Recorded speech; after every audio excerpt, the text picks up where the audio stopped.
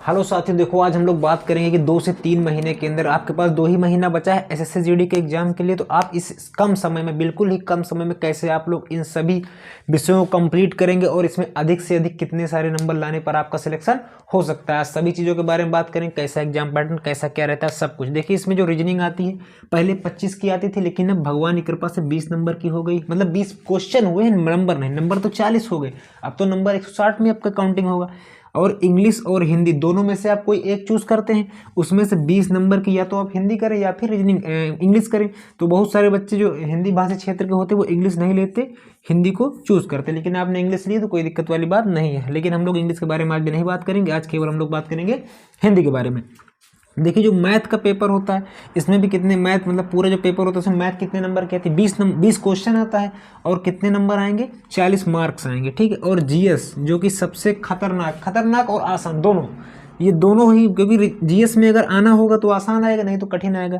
ठीक है ना। तो जीएस सबसे कठिन होती है हमारे हिसाब से।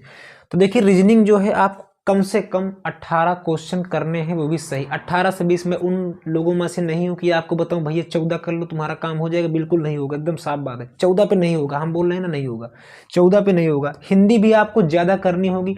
देखिए ये जो तीनों सब्जेक्ट हैं, रीजनिंग, हिंदी और मैथ, ये 3 सब्जेक्ट में अगर आप चूके तो आप इस एग्जाम में भाई बैठोगे, लेकिन कुछ होगा नहीं आपको, एकदम पक्की बात है।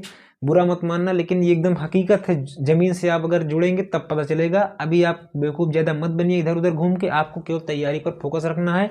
हम बता रहे हैं रीजनिंग और हिंदी और मैथ, जिसने इन 3 पे पकड़ बना लिया अच्छी से, उसी का एग्जाम होगा।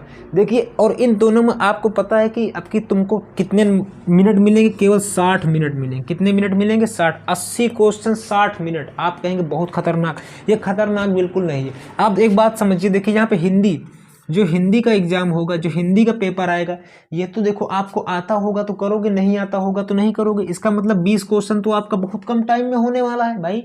पूछा कि जिसके माता पिता नहीं उसे क्या कहते हैं? अनाथ कहते हैं। तो अगर आपको आता है तुरंत करोगे, नहीं आता तो नहीं करोगे, एकदम जाहिर सी बात है। तो इसमें आपका टाइम बिल्कुल नहीं लगना चाहिए। इसमें आपको महज 4, 5 या 10 मिनट से ज़्यादा अगर आपने इसको दिया हिंदी को, आप अभी से इतनी ज़्यादा स्पीड डेवलप कीजिए उसके लिए कि आपका कम से कम टाइम इसमें लगे। इसके बाद आपको तो दूसरा काम, जीएस पे बहुत ज़्यादा पकड़ बनाने की जरूरत नहीं है। मैं क्या बोल रहा हूँ? नहीं है। क्योंकि जीएस में जिसने पकड़ बनाई, अगर जीएस फंसेगा तो सब कोई करेगा। अगर नहीं, अगले बार की आप जीएस उठा के देखिए, अच्छों की हालत खराब कर दी थी पिछले बार की जीएस ने। तो आपको जीएस को अब मेरे हिसाब से ज़्यादा टाइम नहीं देना चाहिए, क्योंकि जीएस ऐसा पेपर है जो आपकी नैया डुबा सकता है और आपको बना भी सकता है। ठीक है। तो जीएस में हम लोग कुछ एक्सपेक्ट भी नहीं करेंगे पहले से कि इतने नंबर ही लाना होगा। लेकिन हाँ, रीजनिंग में, हिंदी या इंग्लिश और या मैथ में, इन तीनों में हम कहेंगे कि आपको कम से कम, आप अगर मैथ रीजनिंग कर रहे हैं तो रीजनिंग में करीब करीब आपको बोल रहे हैं 18 क्वेश्चन, हम तो कहेंगे 18 से 20 के बीच में सही होने चाहिए। 18 से 20 क्वेश्चन, 18 से 19 या 18 से 20 सही होना ही चाहिए। हमने खुद किया है भाई, 24 मेरे, 23 थे मेरे, एक गलत हुआ था, रीजनिंग का गोल वाला आया था। ठीक है, एक छूटा था। समझ रहे? मेरी बात को समझिए, इसको करना बहुत जरूरी है। रीजनिंग वाला क्वेश्चन आपसे नहीं छूटना चाहिए। आप इतना प्रैक्टिस करिए। मान लो कोई आ गया तो छोड़ देंगे, वहां पे कोई डॉक्टर थोड़ी बताया करने के लिए। लेकिन अभी से आपको टारगेट ये बनाना है कि इसमें हमको करना है। रीजनिंग में कुछ भी गलत नहीं होना चाहिए। ठीक है।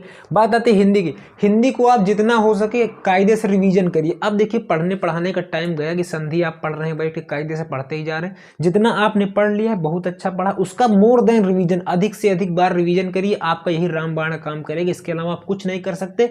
हिंदी बहुत ही ज्यादा अगर आएगी तो आसान। देखिए अगले बार तो पैराग्राफ आया था, पैसेज 5-5 नंबर मेरे थे फ्री के, बिल्कुल। ठीक है ना। तो अगर हिंदी भी कठिन आएगी तो सबके लिए आएगी। आप ये भी सोचिए मेरे भाई कि कोई चीज अगर कठिन आएगा तो सबके लिए आएगा, कोई तुम्हारे लिए एक्स्ट्रा तो आएगा नहीं। कठिन होगा तो सबके लिए होगा, आसान होगा तो सबके लिए होगा। अगली बात, इसके बाद मैथ ही बच्चों को एज देता है। मतलब कोई बच्चा अगर मैथ में स्ट्रांग है तो उसको बहुत दूर तक ले जाएगा, और कोई बच्चा डर मत, उसे एकदम दबा देता है। हम आपको सही बता रहे हैं, मैथ ही खतरनाक विषय है इसमें, बाकी कोई दिक्कत नहीं भाई। देखो जीएस जिसकी खत्म होगी, यहाँ पर रीजनिंग और हिंदी में बच्चे लगभग समान होते हैं। लगभग कितने सारे ही बच्चे समान होते हैं, बस दिक्कत इन दोनों से आ जाती है।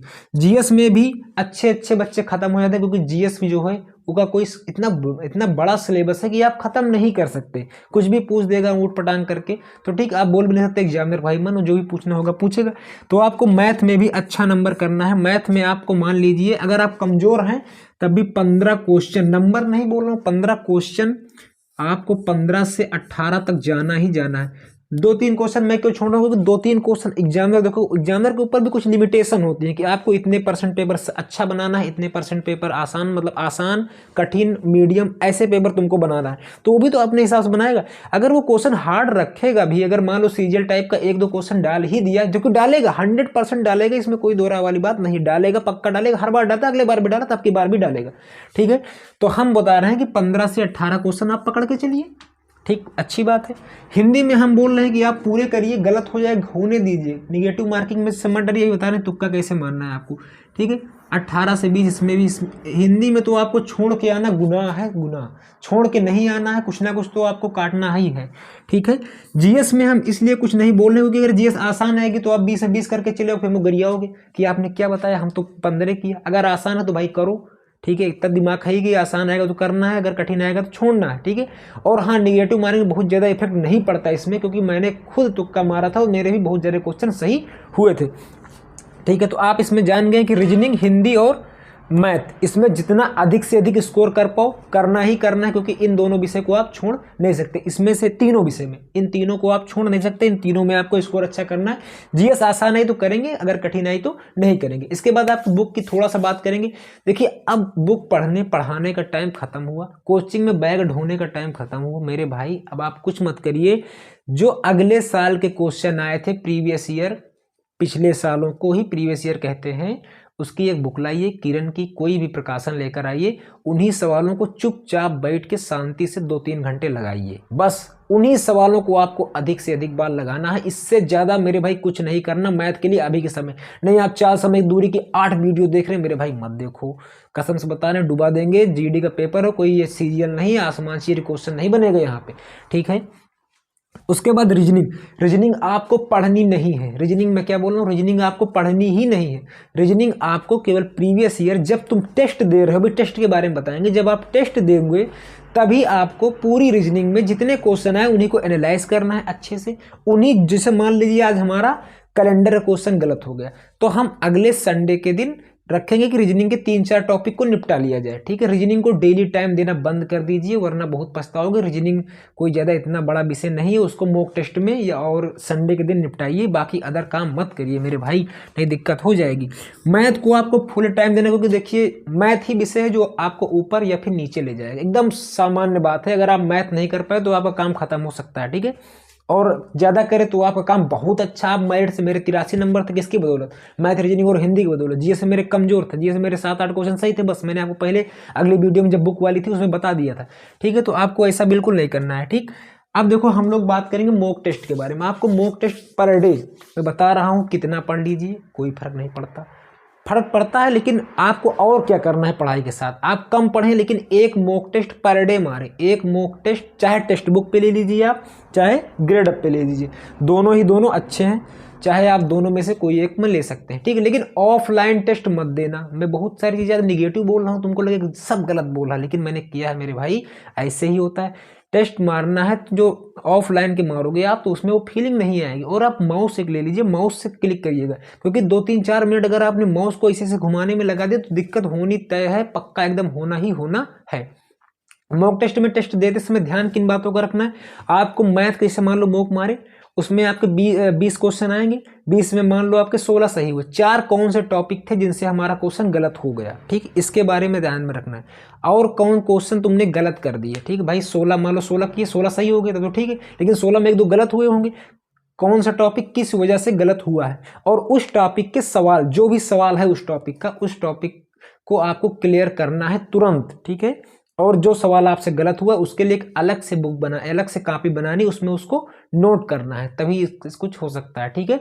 और हिंदी को आप जितना हो सके more than revision, only revision, इसके अलावा कुछ नहीं करना। आप जितना ज़्यादा रिवीजन करेंगे इस समय उतना ही अच्छा होगा, क्योंकि देखिए सिलेबस मैं आपको बताता हूँ, मेरे बहुत सारे ऐसे जानने वाले दोस्त हैं जिन्होंने सिलेबस को अगले साल मैंने पेपर दिया था, मैंने भी अगले साल निपटाया होगा, लेकिन अब की बार में फार्म नहीं भरूंगा, लेकिन वो लोग फिर फार्म भरा क्योंकि उनका नंबर कम था, फाइनल मेरिट से कोई कट गया, कोई कैसे हट गया, ठीक, किसी ने रेस नहीं मार पाया वहाँ पे, ठीक है, तो वो लोग तो फॉर्म डालेंगे, क्योंकि मैं नहीं डालूंगा, मेरी हाइट तो बढ़ेगी नहीं अब, तो वो लोग तो डालेंगे, लेकिन वो लोग कंपटीशन बढ़ाएंगे नहीं बढ़ाएंगे। तो इसीलिए मैं बताता हूँ कि अब मोर देन प्रैक्टिस, जितना प्रैक्टिस करोगे उतना निखर के रहोगे, ठीक है।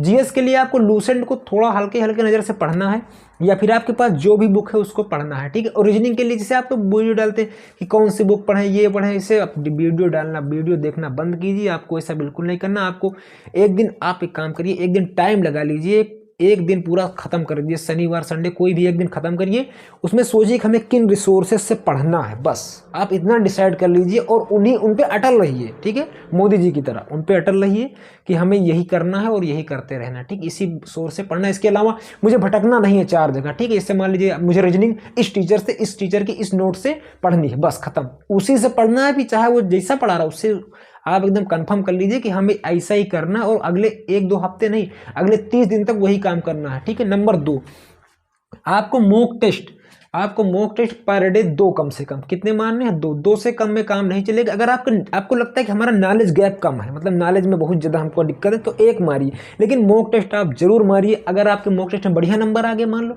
तो आप बहुत ज़्यादा खुश भी मत हो जाइए, और बहुत अगर कम नंबर आए तो बहुत ज़्यादा उदास भी मत हो जाइए, ठीक है, क्योंकि अब लड़ना है, युद्ध का समय है, युद्ध करते रहना है, ठीक है। तो मॉक के बारे में ये बात हो गई, ठीक है। रिवीजन खूब करिए, आप लोग मॉक टेस्ट देते रहिए, कम से कम 2-3 दीजिए, ग्रेडेड टेक्स्ट बुक पे दीजिए, ठीक है।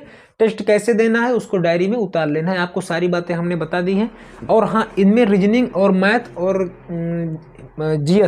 जीएस नहीं, रीजनिंग, मैथ और हिंदी में जितना अधिक से अधिक नंबर आपसे होता है आप पक्का करिए, वरना दिक्कत हो जाएगी। और हाँ, हम भी आपके लिए बहुत कुछ करना चाहते हैं, मैथ की 10-20 क्वेश्चन पर डे रेगुलर डालना चाहते हैं, लेकिन सब्सक्राइबर कम होने की वजह से हम भी नहीं डाल पा रहे हैं। तो आप लोग थोड़ा प्रयास करिए कि लोगों के पास, हमारी जो पढ़ने वाले फर्जी लोगों के पास नहीं, अंडरबंड भेज दो आप किसी के पास, ठीक है। जो पढ़ने वाले लोग हैं उनके पास आप लोग हमारे वीडियो को भेजिए, वो लाइक सब्सक्राइब शेयर करें, जिससे भी हमारा भी मनोबल थोड़ा बढ़े, और हम आपके लिए बढ़िया बढ़िया क्वेश्चन पर डे, देखिए मगर 20 भी क्वेश्चन कराएं आपको मैथ का, तो 30 दिन भी करा दिए, 600 क्वेश्चन आपके पास वैसे भी हो गए, 20 × 30 600, ठीक है ना। और मैथ आप पढ़िए, रीजनिंग मैथ पे ज़्यादा फोकस करिए, जीएस पे कम फोकस करिए, और रीजनिंग बिल्कुल मत पढ़िए, केवल मॉक टेस्ट से करिए। और हिंदी आपको इसे सामान्य धन किसी बुक से, एक लूसेंट वगैरह से आप पढ़ते रहिए, ठीक है। ऐसे ही पढ़ना है आपको, ज़्यादा भटकना नहीं। इस समय देखिए फोकस एकदम रहिए। अब पता लगा ट्विटर चला रहे हो, इंस्टाग्राम, फेसबुक, रील देख रहे हो, रील देख, तो भाई 3 ही महीना तो पढ़ना है, 2 ही महीना तो पढ़ना है, जितना पढ़ना है एक बार पढ़ लो, उसके बाद फिर रील देखते रहना पूरा दिन, 500 GB नेट डरा लेना महीने का, ठीक है ना, समझ रहे हो बेटा भाई मेरे, बता रहा हूँ मैं आपको, इस एग्जाम को क्रैक करने के लिए ज़्यादा पढ़ने की ज़रूरत नहीं है। इस एग्जाम को क्रैक करने के लिए बहुत कम पढ़ के भी आप इस एग्जाम को निकाल सकते हैं। आप लिख के ले लीजिए, मैंने खुद निकाला है, और सबूत आपको पिछले वाले वीडियो में, जो बुक वाली वीडियो उसको आप पूरी देखना, तो तुमको मिल जाएगा कि मैंने दिखाया था, ठीक है। अभी और भी दिखा देंगे, स्कोर कार्ड वगैरह सब आपके साथ शेयर करेंगे, ठीक है। ये एग्जाम ज़्यादा बड़ा नहीं, आपको नर्वस नहीं होना है, आपको नर्वस नहीं होना, आपको एग्जाम अच्छे से देना है, तो ठीक है। आप लोग ऐसे पढ़ते रहें और हम भी ऐसे वीडियो बनाते रहें, ठीक है। लाइक से सब्सक्राइब आप जरूर करें, ठीक है। धन्यवाद।